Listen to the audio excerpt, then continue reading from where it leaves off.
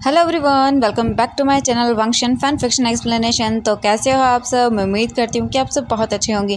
तो आज मैं आपके साथ agent fan fiction trapped in mafia world का नेक्स्ट पार्ट शेयर करने वाली हूँ।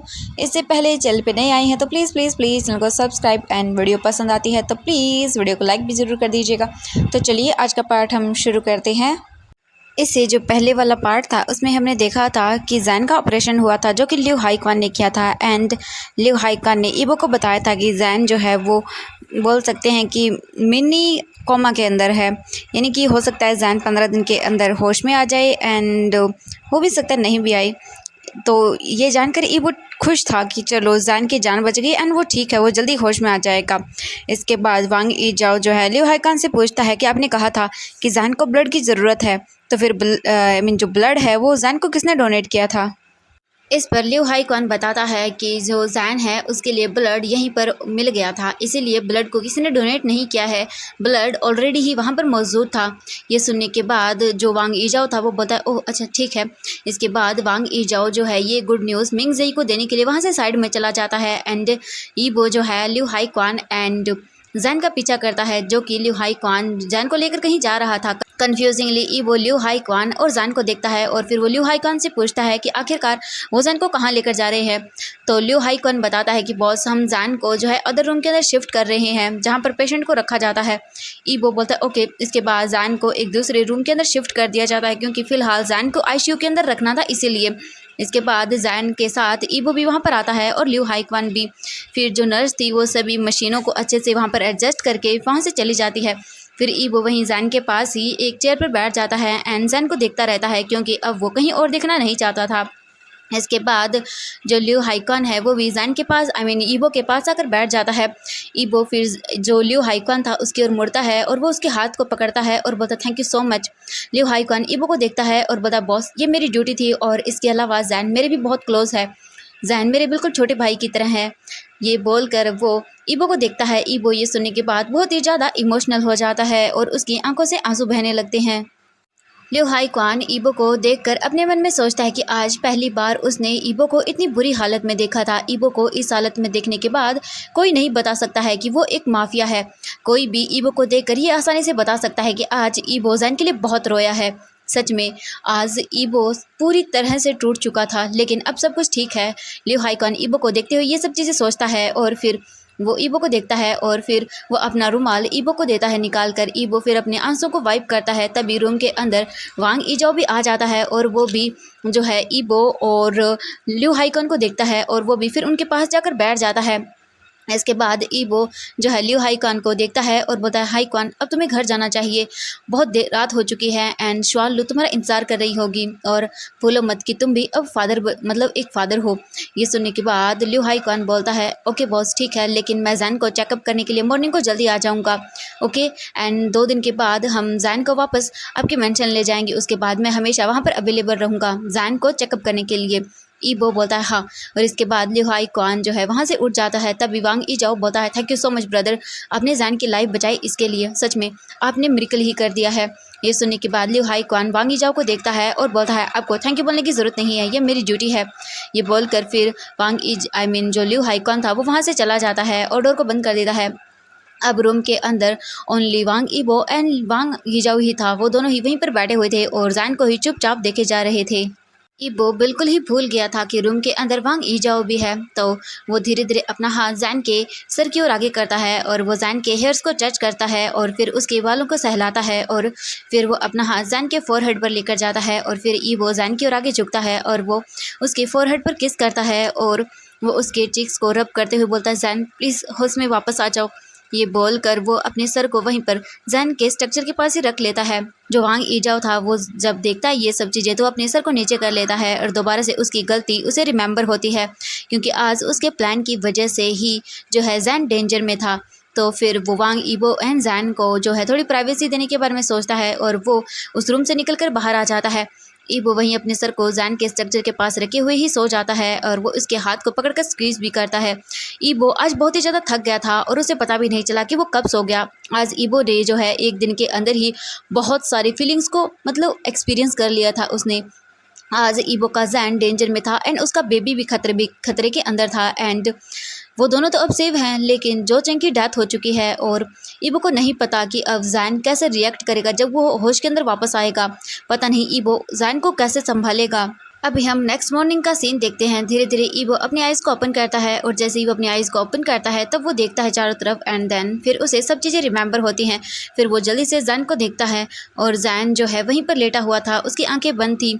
ईबो ये देखने के बाद अपना हाथ जैन के फोरहेड पर रखता है और फिर से वो उसे किस करता है और उसके चिक्स को सहलाते हुए बोलता है, जैन जैन प्लीज़ होश में वापस आ जाओ। ये बोलकर फिर से वो जैन के फोरहेड पर किस करता है।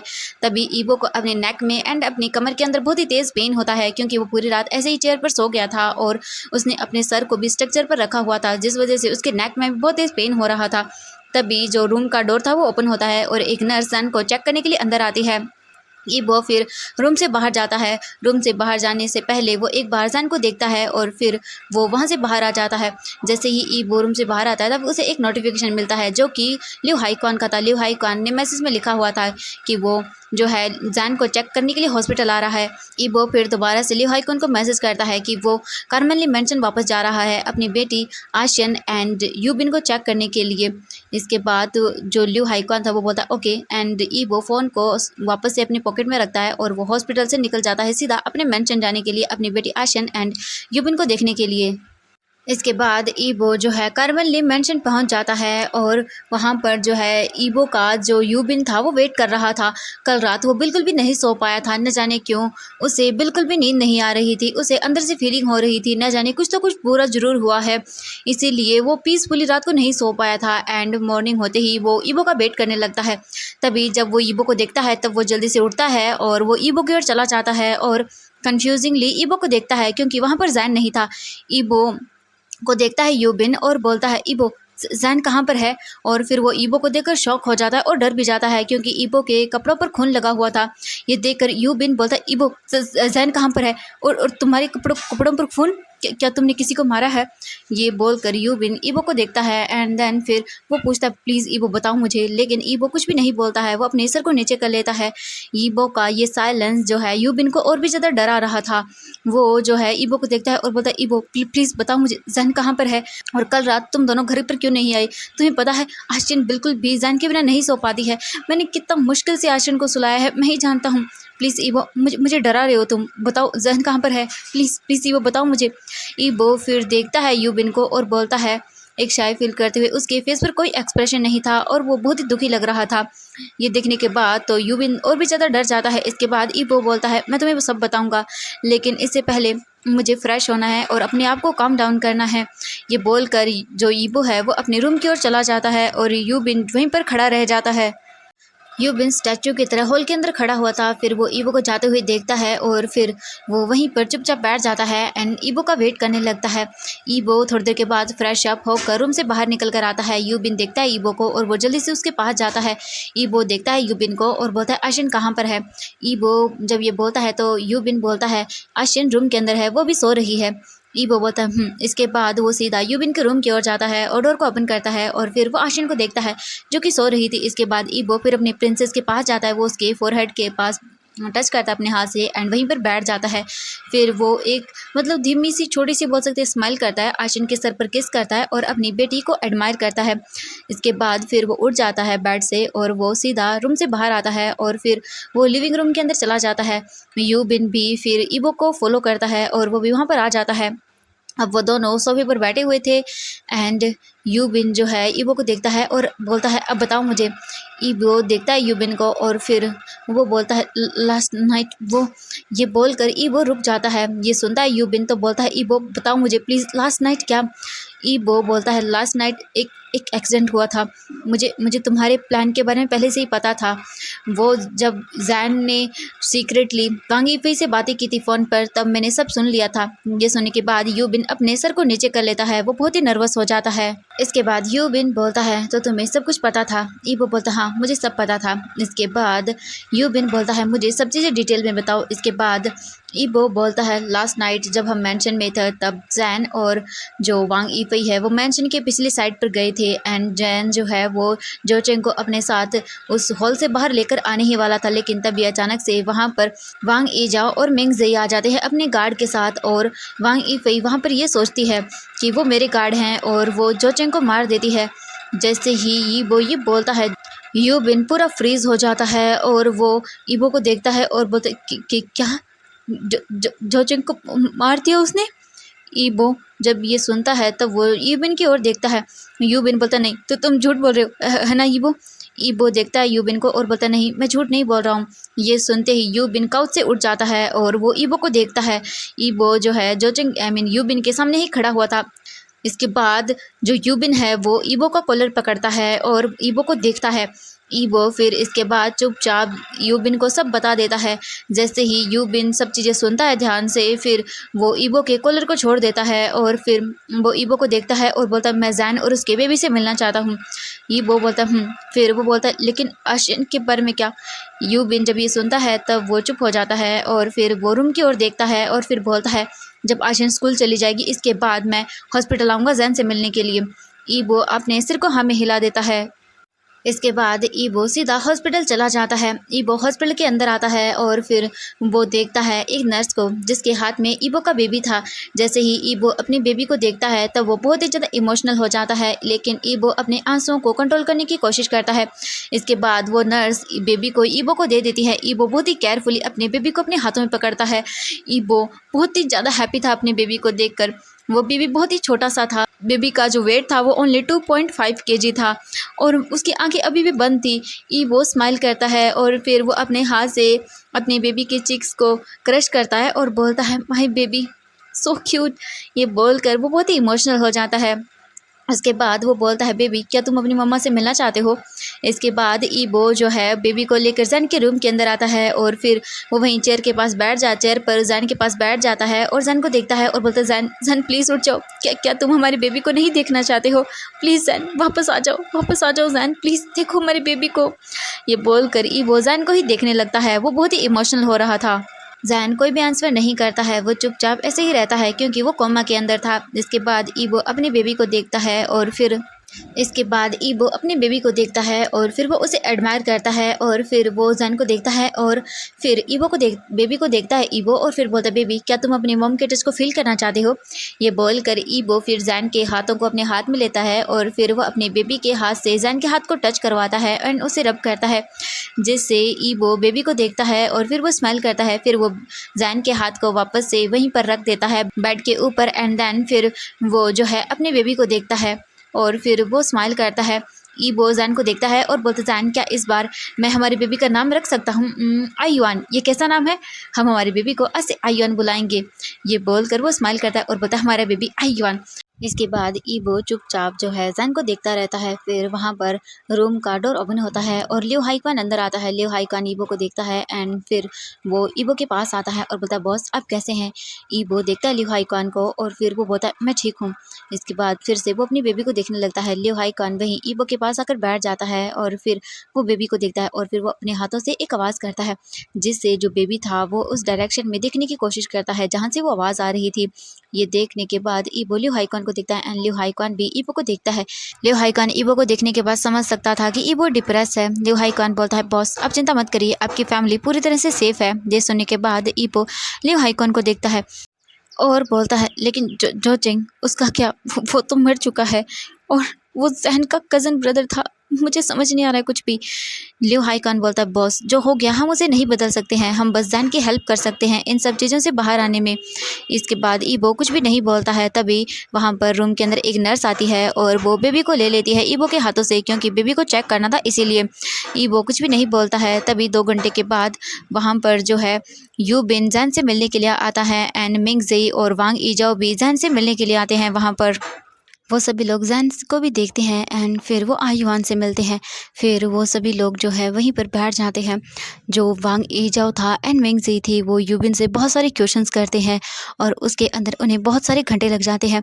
वहीं ईबो साइलेंटली चुपचाप बस जैन के पास बैठा हुआ था, वो कुछ भी नहीं बोल रहा था, बस जैन को देखे जा रहा था। तभी उसके माइंड के अंदर सडनली जो है एक पर्सन का ख्याल आता है। जैसे वो उस पर्सन को रिमेंबर करता है, ईबो धीरे से मम्बल करते हुए बोलता है, सो जैनजिंग, वो भी तो उस फाइट में मर गया था।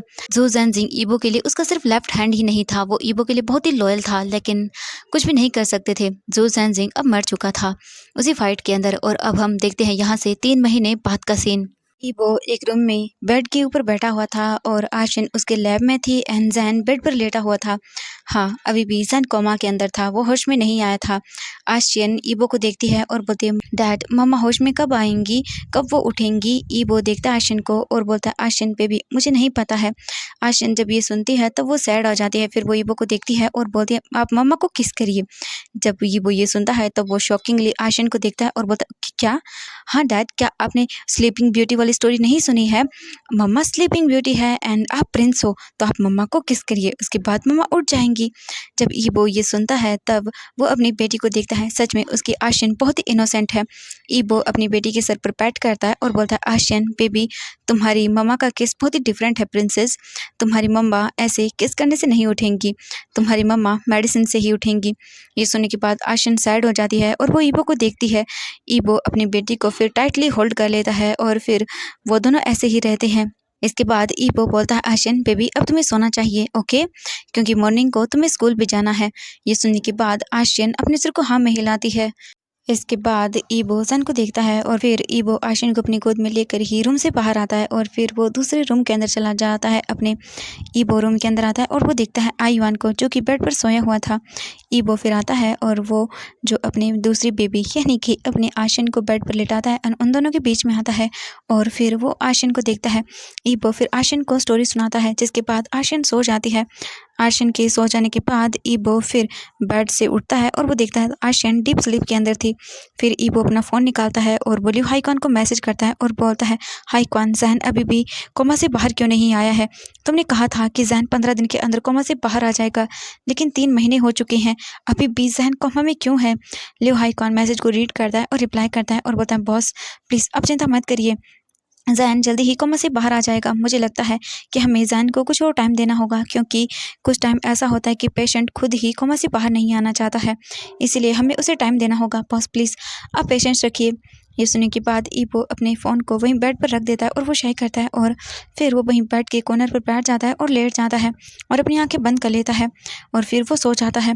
इन 3 महीनों के अंदर ईबो ने आशियन और आयुआन का बहुत ही अच्छे से ख्याल रखा था, लेकिन ईबो ने एक बेबी सिटर को भी वहाँ पर हायर कर लिया था, क्योंकि कुछ टाइम ईबो के लिए बहुत ही डिफ़िकल्ट होता था, क्योंकि वो आयुआन और आशियन को हैंडल नहीं कर पाता था इसीलिए। और जो शुआन लू थी वो भी वापस मेंशन के अंदर आ चुकी थी। शुआन लू फिर से अपनी सेम उसी पोजीशन पर थी, वो सभी मेड की हेड थी एंड जो शुआन लू थी उसके बेबी का नाम रोलान था और जो आयुआन था उसकी टेक केयर करने के लिए जो बेबी सिटर थी वो आयुआन का भी ख्याल रखती थी एंड रोलान का भी ख्याल रखती थी। वांग ईजाओ और जो मिंग जेई थी वो कई बार जैन से एंड आशियन और आयुआन से मिलने के लिए आते रहते थे और कई बार उनके साथ लू बाई जिया भी आती थी। जब भी लू बाई जिया एंड लू बुबिन एक दूसरे से मिलते थे तब वो दोनों बहुत बुरी तरह से लड़ा करते थे एंड यूबिन हमेशा लू बाई जिया का ही साइड लेता था और यूबिन जो है वो लू बुबिन को डरा दिया करता था या बोले कि उसे डांटा करता था। ऐसे ही करके टाइम बीत रहा था एंड अब मिडनाइट का टाइम था। जो जैन था वो रूम में लेटा हुआ था एंड उसकी पूरी बॉडी पसीने से भरी हुई थी और वो हैवीली ब्रीथ ले रहा था। जैन सब चीज़ें धीरे धीरे रिमेम्बर करता है और वो बहुत ही बुरी तरह से कांप रहा था। उसके हाथों की फिंगर्स जो थी वो मूव होने लगती हैं एंड सडनली जैन अपने लेग को मूव करने की कोशिश करता है और वो बहुत ही तेज़ चिल्लाते हुए बोलता है, जॉचिंग, और वो उठकर बेड पे बैठ जाता है और फिर वो चारों तरफ देखता है। जैन बहुत बुरी तरह से रोने लगता है, उसकी बॉडी पूरी तरह से वीक पड़ चुकी थी। जैन धीरे धीरे करके जो है अपने लेग्स को मूव करता है और वो बेड से नीचे उतर जाता है, लेकिन अपने वीक लेग्स के कारण वो वहीं नीचे फ्लोर पर गिर जाता है और फिर वो कुछ चीज़ें याद करता है। चीज़ें याद करने के बाद जैन बहुत बुरी तरह से रोता है, क्योंकि उसे बहुत ही हर्ट हो रहा था, उसका दिल पूरी तरह से टूट चुका था। तभी जैन को कुछ रिमेंबर होता है और जैसे ही जैन ये रिमेंबर करता है वो रोते हुए वहीं फ्लोर पर बैठ जाता है और फिर वो अपने स्टमक पर हाथ रखता है और उसे फील होता है कि उसका बेबी नहीं है वहाँ पर। जैसे ही जैन ये फील करता है वो अपने स्टमक को देखता है तो उसका स्टमक पूरी तरह से फ्लैट था, वो नॉर्मल था। जैन जब ये देखता है तब वो कुछ याद करता है, उसे याद आता है कि हाँ वांग यीफे ने उसे मारा था एंड जैन अपने पेट के बल फ्लोर पर गिर गया था, तो उसका बेबी हर्ट हुआ होगा। जहन जैसे ये याद करता है बहुत बुरी तरह से रोता है, वो बहुत बुरी तरह से रो रहा था। जहन की आंखों से कंटिन्यूसली आंसू निकल रहे थे, उसका दिल पूरी तरह से टूट गया था। जहन रोते हुए बोलते मेरे मेरे बेबी मेरे बेबी मेरा बेबी नहीं रहा, मैंने अपने बेबी को खो दिया। ये बोलकर जहन बहुत बुरी तरह से रोता है। जहन फिर थोड़ा सा अपने आप को शांत करता है और बोलता है नहीं नहीं मेरा बेबी इबो इबो। फिर उसे रिमेंबर होता है कि वो फिर से वांग इबो के मेंशन में है एंड इबो को फिर से पता चला, उसे फिर से पता चलेगा तो वो फिर से जैन को टॉर्चर करेगा, फिर से उसे उन्हीं सब चीज़ों के लिए सफ़र करना होगा क्योंकि उसने फिर से इबो को धोखा दिया है। वो झूठ बोलकर वांग इफे से मिलने के लिए गया था अकेला। हाँ, ये इबो उसे फिर से टॉर्चर करेगा, जैन वो सब नहीं सह पाएगा। हाँ, उसने अपना बेबी तक खो दिया, सबकी वजह से उसका बेबी चला गया। जैन ये सब चीज़ें बकवास सोच रहा था क्योंकि उसका माइंड अभी पूरी तरह से ब्लैंक था, वो अपने सही माइंड ऑफ स्टेट में नहीं था, इसलिए वो ये सब चीज़ें बकवास सोचे जा रहा था। जैन अपने बालों को पकड़ता है एंड बहुत बुरी तरह से रोता है। जैन फिर सोचता है चोचिंग उसका उसका ब्रदर मर गया, उसने उसने मार डाला उसे, उसकी क्या गलती थी, उसने क्यों मारा। जैन बहुत बुरी तरह से जैन रोने लगता है क्योंकि वो अपने ब्रदर को लेकर बहुत ज़्यादा कंसर्न था एंड पॉजेसिव था, लेकिन अब नहीं तो उसका बेबी रहा एंड नहीं उसका जोचिंग। अब वो क्या करे। वहाँ भी वांग इबो को अगर पता चला कि जैन अपने होश में वापस आ गया तो फिर से वो जैन को सजा देगा क्योंकि उसने फिर से इबो से झूठ बोला। हाँ, ये इबो उसे सजा देगा। अब जैन बिल्कुल भी ये सब चीज़ें सह नहीं सकता है, वो बिल्कुल भी ईबो का टॉर्चर बर्दाश्त नहीं कर पाएगा। जैन सोचता है हाँ, मुझे ईबो को पता चले इससे पहले कि मैं होश में आ गया, मुझे यहाँ से भाग जाना चाहिए। हाँ, मुझे भाग जाना चाहिए। मैं दोबारा लौट कर कभी इस मेंशन में नहीं आऊँगा। मैं बहुत दूर चला जाऊँगा इन सब चीज़ों से। मैं और नहीं सह सकता हूँ। जैन यही सब चीज़ें अपने मन के अंदर सोचता है क्योंकि उसका माइंड अब भी सही तरह से वर्क नहीं कर रहा था। अभी इतने बड़े ट्रॉमा से वो बाहर निकला था एंड उसके सामने ये सब चीज़ें आनी ही थी क्योंकि अब उसे सच्चाई नहीं पता है।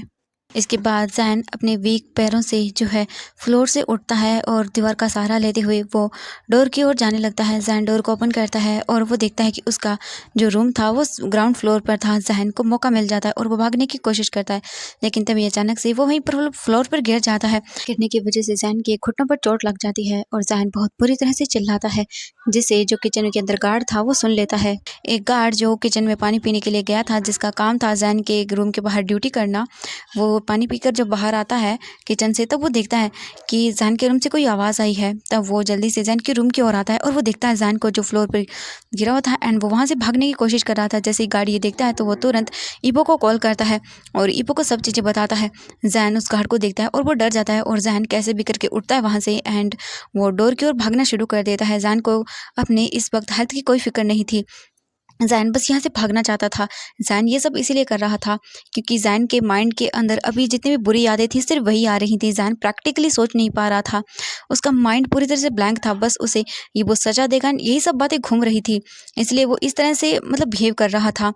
जब ईबो को ये सब पता चलता है तब वो तुरंत अपने रूम से बाहर निकल कर आता है और वो जल्दी से सीढ़ियों की ओर से नीचे भागता है और वो देखता है जैन वहाँ से भागने की कोशिश कर रहा था। ईबो को समझ नहीं आता कि आखिरकार जैन यहाँ से भागने की कोशिश कर क्यों रहा है, उसे तो कुछ भी समझ नहीं, उसका माइंड पूरी तरह से ब्लैंक था और वो जैन को देख रहा था जो कि भाग रहा था यहाँ से। तो एवरीवन, आज के लिए बस इतना ही, मिलते हैं नेक्स्ट पार्ट में। आई होप कि वीडियो पसंद आए तो प्लीज़ वीडियो को लाइक एंड चैनल को सब्सक्राइब कर देना। बाय बाय एवरीवन, मिलते हैं नेक्स्ट पार्ट में।